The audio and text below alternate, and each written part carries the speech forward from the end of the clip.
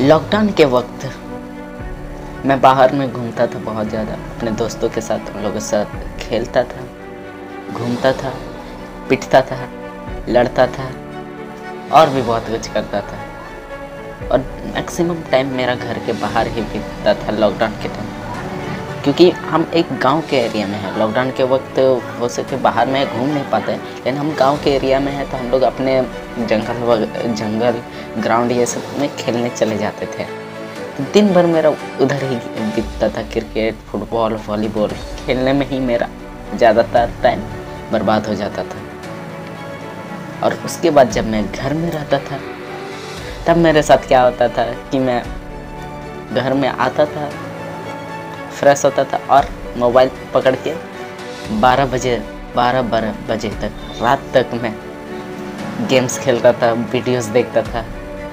मतलब आप यूँ बोल सकते हो कि पूरा लॉकडाउन मेरा इसी तरह से बीता, बिना एकदम यूज किए। और जंक फूड खाने की तो कोई लिमिटेशन ही नहीं थी, एकदम अनलिमिटेड कंज्यूम करता जा रहा था जंक फूड, बाहर का खाना। मतलब अनडिसिप्लिन्ड रहता था, एकदम अनडिसिप्लिन्ड लाइफ, कोई रूल रेगुलेशन नहीं, no discipline, no rule regulation, plus no any physical workouts, no any health care ring for myself. पढ़ाई के तो नाम ही निशान नहीं थे कहीं, पढ़ाई की नामो निशान ही नहीं थी कहीं पर भी, कभी नहीं। पूरे लॉकडाउन में अगर मैं बोल सकता हूँ कि मैंने 10 घंटे भी अच्छे से नहीं पढ़ा था पूरे लॉकडाउन में, विश्वास नहीं कर सकते आप। पूरी तरीके से जीरो पढ़ाई में। और पूरे लॉकडाउन में मैंने 365 दिन 2020 में से 3650 घंटे मैंने सिर्फ अपने मोबाइल में टाइम बर्बाद किया है। और वो मुझे सोच के बहुत ज़्यादा रिग्रेटफुल अभी होती है कि मैंने इतना सारा टाइम मेरा मोबाइल कंज्यूम करता चला गया, मैं भी कंटेंट कंज्यूम करता गया, और उससे मुझे कोई भी जरा सा भी मुझे लगता है कि बेनिफिट नहीं हुआ है। और फिर 2021 का स्टार्टिंग भी, जनवरी और फरवरी 2 मंथ्स ऐसे ही बीते मेरे साथ। यही रूल रेगुलेशन, यही रूटीन मेरे साथ बीतता था। रात के 2 बजे तक जग कर मूवी देखना, गेम खेलना, प्लस लेट से सो के उठना, कोई वर्कआउट्स नहीं, बाहर जाके सिर्फ खेलना, घर आके जंक फूड खाना, फिर मोबाइल खेलना, मोबाइल से गेम खेलना, वीडियोस देखना, फिर सो जाना, बस एकदम और कुछ नहीं। मतलब मैं बोल सकता हूँ कि मैं अपने आप का लाइफ सिर्फ ऐसे ही यूं ही बर्बाद ही किया जा रहा था। फिर सरस्वती पूजा के बाद, फिर फरवरी में सरस्वती पूजा के बाद मैंने और मेरे दोस्तों ने कुछ प्लान किया कि बहुत घर में रह लिया, गेम खेल लिया, चलो कुछ बाहर में जाके एक्सरसाइजेस, रनिंग स्टार्ट करते हैं, फुटबॉल बाहर में कुछ अच्छे से खेलते हैं। फिर प्लान किया हम लोग। फिर उसके बाद वाले दिन से ही हम लोगों ने स्टार्ट कर दिया जाना। तब वहाँ पर हम लोग रनिंग करते थे सुबह को उठ के, और बहुत अच्छा भी लगता था। रनिंग करते थे, फुटबॉल खेलते थे, टाइम स्पेंड करते थे वहाँ पर, बहुत मज़ा आता था और अंदर से कुछ फ्रेशनेस की फीलिंग आती थी, और बाहर में घूमने से और अच्छा भी लगता था हम लोगों को। फिर वर्कआउट्स करते करते एक दिन जब मैं मोबाइल चला रहा था, तब मैंने सोचा कि मेरी हाइट बहुत कम है यार, मुझे अपनी हाइट बढ़ानी है। क्यों ना मैं हाइट से रिलेटेड कुछ वीडियोस देखता हूँ, कुछ आइडिया मुझे मिलेगी कि कैसे मैं अपना हाइट ग्रो कर सकता हूँ। तो तभी मैंने सर्च किया how to grow your height, best exercises.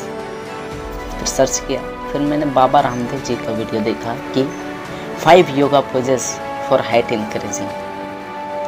देखा वो मैंने वीडियोस, मुझे बहुत अच्छा लगा और सोचा कि उसमें बहुत सारी चीज़ें मुझे बताई थी। उसमें बताया था हलासना, प्लस हलासना, सर्वांगासना, चक्रासना, शीर्षासना और प्लस पश्चिमोत्तानासना।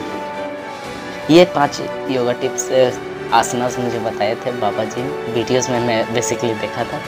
तो वहाँ पर मुझे बहुत अच्छा लगा, लेकिन उसमें से मैंने 2-3 तो आराम से कर लेता था, जैसे हलासना, सर्वांगासना ये तो कर लेता था, लेकिन बाकी के तीनों चक्रासना प्लस शीर्षासना, चक्रासना भी नहीं होता था क्योंकि मेरे बॉडी में इतना ज़्यादा स्ट्रेंथ भी नहीं थी और प्लस मैं इतना फ्लेक्सिबल नहीं था, जीरो फ्लेक्सिबल था, कुछ नहीं होता था उससे। लेकिन फिर मैंने प्रैक्टिस स्टार्ट किया करने का, वो भी हो गया। लगभग सप्ताह 1.5 सप्ताह में मैंने चक्रासना सीख लिया। फिर शीर्षासना का बारी थी। शीर्षासना देखने से तो बहुत कठिन लगती है, लेकिन यकीन कीजिए जब मैंने स्टार्ट किया उसका प्रैक्टिस, स्टार्टिंग में तो मुझे भी बहुत ज़्यादा डर लगता था।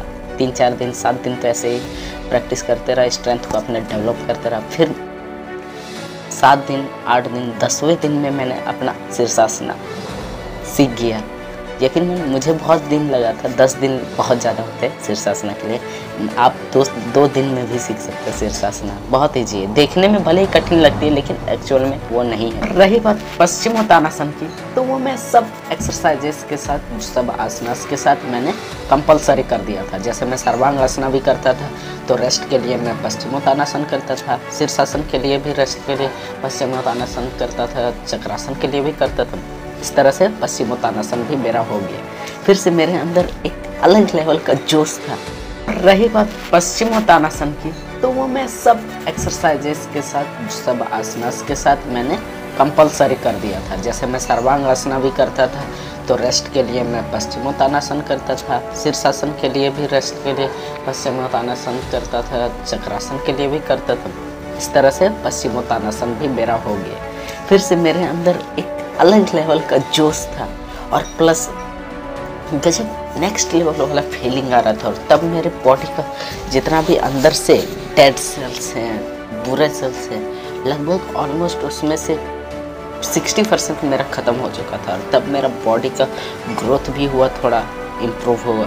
ऑब्वियसली पूरी तो नहीं होगी, जितनी होगी उतना ही सही है, लेकिन थोड़ा सा ग्रोथ भी हुआ। मेरा बॉडी का जो कैपेसिटी था, मसल गेन भी हुआ मेरे बॉडी में अच्छी तरीके से। पहले सूखा हड्डी के जैसा था और अब मैं थोड़ा और अच्छा हेल्दी हो पाया हूँ। प्लस फिट होने में मुझे बहुत मदद की ये सारी चीज़ें। इसके बाद मैंने डिसाइड किया कि कुछ भी हो जाए मैं योगा को कभी नहीं छोड़ूंगा अपने लाइफ में। इतने सारे चीज़ मुझे योगा ने दिए हैं, किसी भी हालत में योगा नहीं छोड़ूंगा और मैं रेगुलर करता ही रहूँगा। भले ही कंसिस्टेंसी मेंटेन हो या ना हो, लेकिन जितना हो सके मैं अपने आप को इम्प्रूव करने की कोशिश करूँगा और योगा कभी भी नहीं छोड़ूंगा। उसके बाद मैंने योगा को एक्सप्लोर करना स्टार्ट किया, योगा के बारे में किताब पढ़ना स्टार्ट किया योगा के बारे में, और जानने की कोशिश किया कि क्या क्या होता है बॉडी एनाटॉमी, मसल कैसे वर्क करता है हमारे बॉडी में, योगा का क्या क्या बेनिफिट्स होने वाला है, जिसके बारे में आज मैं बात भी करने वाला हूँ, आप लोगों को बताने वाला हूँ। और भी बहुत सारी चीज़ें योगा में मैंने सीखे हैं और प्लस प्रैक्टिस भी की है ताकि मेरे बॉडी की फ्लेक्सिबिलिटी, स्ट्रेंथ और मॉडलिटी मेरे बॉडी के इंक्रीज होता रहे। फिर उसके बाद जैसे हर किसी के लाइफ में अप्स एंड डाउन्स कंपलसरी है, मैंडेटरी है, वैसे मेरे भी लाइफ में थी। बहुत अच्छा चल रहा था, ऐसे मैं 6 मंथ स्टार्ट किया, योगा करते रहा। फिर एक पॉइंट ऐसा आया कि मेरा माइंड एक्सक्यूजेस देने लगा मुझे बहुत सारा, बोला हो गया, मैं बहुत ज़्यादा एक्सक्यूजेस में भागने लगा क्योंकि मैं लगभग बहुत ज़्यादा चेंज हो चुका था। अपने जो पुराने वाले आशीष और अभी के आशीष में बहुत ज़्यादा डिफरेंस हो गया था योगा की वजह से करते करते। लेकिन फिर 6 महीना बाद मेरे माइंड पे एक्सक्यूज़ आया कि बहुत प्रैक्टिस कर लिया, अब रेस्ट करो। सुबह उठने के टाइम में बोलता था अपने आप को 5 मिनट सो लो। वैसे करते करते 5 मिनट कब 1.5 घंटा बीत जाता था पता भी नहीं चलता था, और सुबह का टाइम तो गया, फिर उठ के और दूसरा काम करना पड़ता था। इसीलिए मैं कुछ दिन योगा नहीं कर पाया और उसकी वजह से मैं फील कर पा रहा था कि पुराने जैसा लाइफ नहीं, लेकिन फिर भी मैं उतना ज़्यादा डिसिप्लिन मेंटेन नहीं कर पा रहा था, काम अपना पूरी तरीके से कर नहीं पा रहा था और इतना एनर्जेटिक फील भी नहीं कर पा रहा था क्योंकि मैं योगा नहीं कर रहा था, सबसे फर्स्ट बात। और दूसरा बात, डिसिप्लिन भी एकदम नहीं मेंटेन कर रहा था। इसकी वजह से कुछ महीने ऐसे ही गए मेरे बीते। फिर पता चला, अचानक से रियलाइज़ हुआ कि नहीं यार, ऐसा ठीक नहीं है। जब मैं योगा नहीं करता था तब बीच का जो गैप था, तब मुझे एक्चुअल जो इम्पोर्टेंस है, तब योगा का मुझे पता चला कि मैं कैसे जब योगा करता था तब कितना एनर्जेटिक फील करता था, डिसिप्लिन मेंटेन करता था, प्लस और भी नया नया चीज़ों को एक्सप्लोर करता था और नया स्किल भी सीखता था योगा के साथ, बहुत सारी चीज़ें। और जब मैं नहीं करता था तब ना ही ज़्यादा एनर्जेटिक फील करता था। ऑब्वियसली एकदम पूरा डाउनरेट नहीं होता है, जैसे पूरा नेगेटिव पॉइंट्स नहीं है, लेकिन बात यह है कि उतनी ज़्यादा एनर्जी नहीं मिलती थी, उतना ज़्यादा फोकस भी काम में नहीं होता था। और एक्चुअल में मैं आप लोगों को बताना चाहता हूँ कि आप 8 घंटे के काम करते हो और 8 घंटे प्लस 1 घंटा का योगा, तब आप अपने 8 घंटे के काम ना 7 घंटे में ही कर लोगे। उसमें बैलेंसिंग हो जाता है, आपका योगा का टाइम जो है ना वो रिकवर हो जाता है आपके काम के साथ। और जिस दिन नहीं करते हो 8 घंटा का काम, आपको 9 घंटा 10 घंटा भी लग सकता है, क्योंकि एनर्जी ही नहीं रहती। एनर्जी रहेगी तब ना हम अच्छे से काम कर पाएंगे, अच्छे से अपने वर्क में कॉन्सेंट्रेट कर पाएंगे। इसीलिए मैंने फिर से रियलाइज़ किया अपना मिस्टेक्स को, बहुत ज़्यादा फिर से मैं गड़बड़ा गया अपने डिसिप्लिन को लेकर। फिर मैंने मेंटेन करने को कोशिश किया जैसे तैसे। ऑब्वियसली मेरे एज ज़्यादा नहीं है तो फिर मुझे अभी भी बहुत सारी चीज़ें सीखनी है, इसलिए मैंने फिर स्टार्ट किया, कैसा भी हो जाए अपने लिमिट्स को पुशअप करने को कोशिश किया। कितना भी हो जाए मैं अपने लिमिट्स को पुशअप करूँगा और उठूँगा जल्दी। फिर मैंने फिर से स्टार्ट किया बैक टू द वर्कआउट। फिर मैं स्टार्ट किया धीरे धीरे। स्टार्टिंग में बहुत ज़्यादा तकलीफ़ें हुई मुझे, पेन शरीर में मेरा पेन भी ज़्यादा करता था, क्योंकि पहले जितना मैं फ्लेक्सिबल थोड़ा सा कम हो चुका था।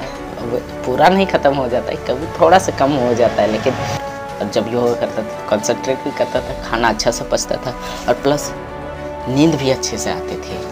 चलिए अब मैं आप लोगों को बताता हूँ कि योगा किस किस चीज़ों में आप लोगों की हेल्प कर सकती है, कैसे आपका ग्रोथ एंड डेवलपमेंट हो सकता है, आप अपने लिमिट्स को पुशअप कैसे कर सकते हो योगा के। इस बेसिकली योगा के बेनिफिट्स क्या क्या है वो मैं अब आपको बताने वाला हूँ। स्टोरी कैसे लगी कमेंट में आप लोग ज़रूर बताइएगा मेरा। सबसे बेसिक चीज़ वो है, आप लोग जानते हैं कि बिना बीमारी मुक्त जीवन कैसे बिताए, योगा इसमें आप लोगों को हेल्प करेगा, प्लस एक हेल्दी लाइफ में व्यतीत करने में भी आप लोगों को मदद करेगा। इसके अलावा भी और बहुत सारी चीज़ें हैं, जैसे आपकी फ्लेक्सिबिलिटी इम्प्रूव होगी, स्ट्रेंथ इम्प्रूव होगी, मसल पावर गेन होगी, आपके मेटाबॉलिज्म को बूस्ट करेगा, आप डीपली ब्रेथ कर सकते हैं। इससे आपके बेनिफिट क्या होगी कि आपके बॉडी के हर एक सेल तक आपका जो ऑक्सीजन है वो पहुंचेगा जब आप डीप ब्रेथ करोगे योगा करने के टाइम, और इससे आपका जो बॉडी का स्किन है वो चमकने लगेगा, स्किन की क्वालिटी है वो इन्हेंस होगी और बेटर वे से, और न्यू सेल डेवलप होने लगेंगे आपके बॉडी में। आपकी स्ट्रेंथ, बैलेंस और फ्लेक्सिबिलिटी भी इम्प्रूव होगी। आपकी हार्ट की जो हेल्थ है, जिससे आपका पूरा बॉडी चलता है, उसकी भी बहुत ज़्यादा इम्प्रूवमेंट होगी, हार्ट की हेल्थ। और उस सब के बाद आप जब सोने जाओगे तब आप पूरी चैन की नींद सो पाओगे और एकदम रिलैक्स्ड स्लीप ले पाओगे योगा की वजह से। और जब आप दिन भर पूरा काम करते हो, जितने भी स्ट्रेस होती है, लोगों टॉक्सिक पीपल के पास रहते हो, वो सब चीज़ से, स्ट्रेस से बेसिकली फाइट करने में हमारा योगा बहुत हेल्प करेगा, क्योंकि हमारा ब्रेन का उस टाइप से स्ट्रक्चर मेंटेन होगा कि हम लोग स्ट्रेस को कंट्रोल कर पाएंगे अपने बॉडी में, अपने स्टडीज़ पर फोकस कंसंट्रेट कर पाएंगे और ज़्यादा देर तक उसको याद करने में भी मदद हो सकती है। और 10वां सबसे main, it's connects your body to your soul, मतलब आपका आत्मा के परमात्मा के साथ मेल कर देना। मतलब आपकी जो बॉडी है और आपका जो अंदर का आत्मा है, इन दोनों को कनेक्ट करेगा और आप उससे आपका फ़ायदा यह होगा कि आप सही डिसीजन ले पाओगे। कोई भी काम आप करने जा रहे हैं उसमें आप लोगों को पता चलेगा, आपका माइंड ऑटो सजेशन देना स्टार्ट करेगा कि आप वो काम सही कर रहे हो या नहीं। जो भी काम आप करने जा रहे हो वो सही है या नहीं, आपको करना चाहिए या नहीं करना चाहिए, वो भी आपका माइंड ऑटो सजेशन देने लगता है। इसके वजह से आपका आप बॉडी को सोल के साथ कनेक्ट कर देना है। बेसिकली इसको सबकॉन्शियस माइंड बोलते हैं। बहुत अच्छी चीज़ है। आप मैंने प्रीवियस वीडियो में आप लोगों को बताया, लिंक डिस्क्रिप्शन में, आप सबकॉन्शियस माइंड के बारे में जान सकते हो कि कैसे वर्क करता है सबकॉन्शियस माइंड। और इन सब चीज़ से मैं आप लोगों को दावे के साथ बोल सकता हूँ कि आप अपनी लाइफ चेंज कर सकते हो, क्योंकि एक इंसान की लाइफ में यही सारी चीज़ें बहुत इंपॉर्टेंट होती है। और अगर ये सारी चीज़ हो गई तो उनका लाइफ ऑटोमेटिकली बेटर कंडीशन में होना स्टार्ट हो जाता है। और वीडियो ख़त्म करने से पहले आप लोग मुझसे ये वादा कीजिए कि आप स्टार्टिंग में अभी भले बनता है अपने शरीर को टाइम देने का, अपने आप के लिए काम करने का, प्लीज़ ज़रूर कीजिएगा। और वीडियो अच्छी लगे तो लाइक शेयर एंड सब्सक्राइब कर दीजिएगा।